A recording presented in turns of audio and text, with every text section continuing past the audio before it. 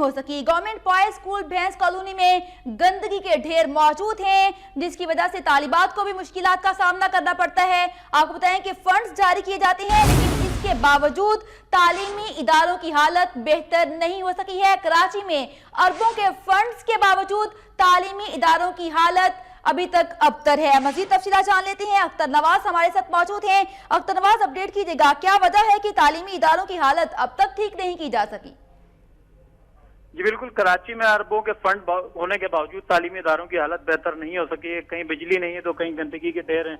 वक्त न्यूज की स्क्रीन पे जो नाज़रीन देख सकते हैं कि गवर्नमेंट बॉयज सेकेंडरी स्कूल भैंस कॉलोनी में गंदगी का गढ़ बन चुका है। इस बारे में तलबा का कहना है कि बारिश के बाद सफाई का निजाम तबाह हो जाता है, जिसके बाद तलबा और असातिज़ा को स्कूल आने में सख्त दुश्वारी का सामना करना पड़ता है। स्कूल के गेट पर 15-20 रोज कबल होने वाली बारिश का पानी अभी तक जमा है, जो कीचड़ की सूरत अख्तियार गया, जिसकी वजह से असातिज़ा और तलबा को शदीद दुश्वारी होती है स्कूल दाखिल होने के लिए।